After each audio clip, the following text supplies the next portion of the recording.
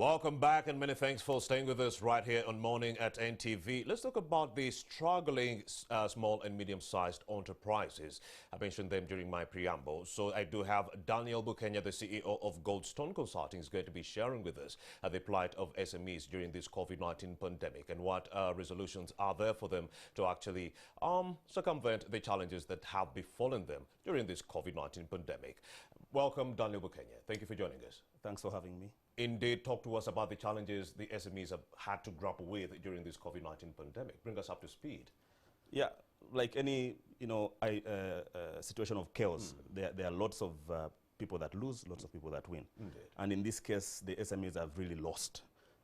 You've had businesses closing down, large businesses now, reducing on the size of staff complement. It's the saddest story I've ever heard. Financiers also holding back their money, getting more risk averse, with the challenge also of a growing bad loan book, where SMEs are not, able to pay up their So their credit. poor credit rating is a challenge now. Sure. Go ahead. Sure. And also, there are also systemic issues that have been with the SMEs in the country, record keeping, not being able to articulate their financing needs, accessing the inappropriate financing. So those are all the challenges that, have built up, and then with COVID-19, all this burst out, and that's why we have quite a challenge with SMEs. So how can they cope with these mounting costs and the rising debt? There is need, because financing is available. You've seen the central bank reduce their central bank rate it's now quite low. The financing is available, although banks are not really willing to release this money because of the risk that they perceive to be among the SMEs. So it is important that SMEs, repivot, recalibrate, and be able to articulately engage bankers and financiers to be able to access funding that is available. Is the solution, Daniel Bukenya, getting more debt? Because I've had this one too many times. Would you advise a firm that is struggling financially to get more debt? Is the solution getting into more debt or out of debt? You've heard of talk about stimulus package. Yes. Right now, businesses in terms of cash flow will naturally need support to be able to tackle their challenges. I see. I wouldn't say that getting more debt is a solution, but you need to understand the sources of cash both internally and externally, and be able to articulate your financing need, so that you find out whether you need more debt, or you need maybe to get rid of dead stock, or you need to recalibrate your staff complement, depending on what exactly your business needs. But what the cry out now that we have is access to money, access to stimulus, so that SMEs can be able to get up. It seems like this is something that is unavoidable, getting into more debt, because we got stories that were coming in from the Federation of Small and Medium-Sized Enterprises. The report seemed to indicate that most of these small businesses were actually selling off their assets to be able to handle the issues at home. You understand? You're selling all the assets that you have in the business assets, to just handle the finances in the household. Meaning for these businesses to get back, or to get back onto, for the businesses to stay afloat, they need to get into more debt. Yes, to a certain extent they need to get into more debt, but what kind of debt? It should be appropriate debt. It should be patient money. All right. It should be, in line or in lockstep with the financial need of the company. You wouldn't want to get into debt that is not going to help you, that is going to dig a deeper pit for you. The rates should be relatively low for this debt to be manageable, so that at the end of the pandemic, we have a more resilient SME sector.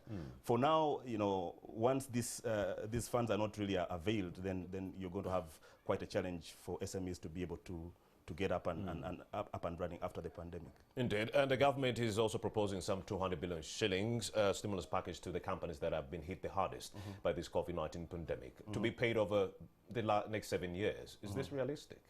Yeah, because we are looking for instantaneous solutions, but now here's money being spread over 7 years. If you ask me, it depends on the source, rather the reason why this money is going to be used. Is it going to be used for working capital? Is it going to be used for acquiring, fixed assets? 7 to 10 years is more like it, because at least the cash cycles within those years should be enough really for a business to come afloat and get money out of the fixed assets if at all they are buying fixed assets. But if it is working capital funding, really 1 to 3 years would be good enough. The money itself, isn't it a meager figure? Looking at 200 billion, we had put 455 billion in UDB, money that didn't trickle down to the SMEs. Another sad story. Yes, it is a bit of a sad story, and I'll tell you why it's not trickling down to SMEs.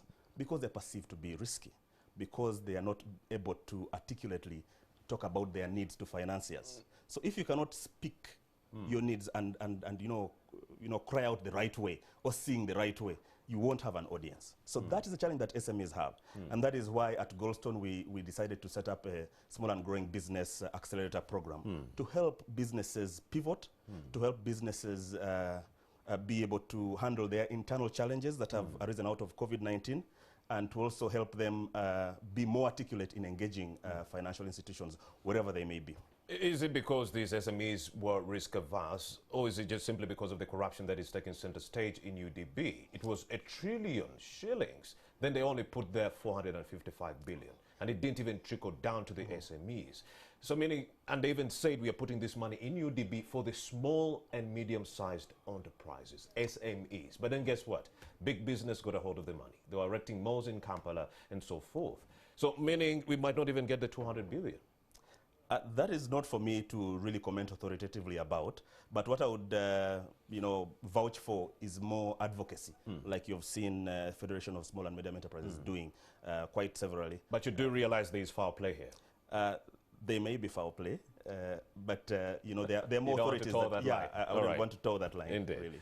So the fact that government is not considering cutting back on taxes, it's a matter of concern. What other survival tactics can these SMEs actually explore during this pandemic? Since government is not cutting down on taxes, we are instituting more taxes as of July 1st. What do they do now to circumvent?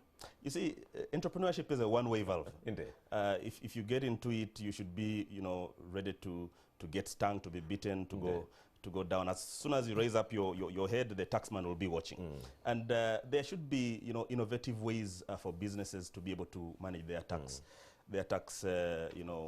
obligations, to be able to provide money for government. Because also government has to run, really. Tax is as sure as death. It's always there. So the tax planning component also should be provided by SMEs, and that is part of what we want to offer during our accelerator program. Can we say business is changing rapidly, and how we run these SMEs will never be the same again because of this pandemic? Yes, most certainly. You've seen businesses get out of town, and now they are more comfortable in the outskirts of town. You've seen companies, adapt their work at home, Adoption of technology. Exactly, and you'll see more and more office space reduce, and people work, off-site. So there's a lot that is going to change and remain permanently. Yeah. All right, the significance or the lessons that an entrepreneur can take away from this new reality? Entrepreneurship is like getting into a beehive. You want the honey, indeed, but you'll get stung. So it depends on how efficiently you get into, this hive to get the honey. So there'll be stings here and there, but please stay on it. You'll certainly get the honey. All right, Daniel Bukenya, he is the CEO of Goldstone Consulting. Thank you very much, sir, for coming through and acquainting our SMEs with the information that they need to circumvent the challenges that are befalling them during this pandemic. Welcome. You're doing the most. All right, another person who is doing the most is Stephen Mbide. Yes, how are you, sir?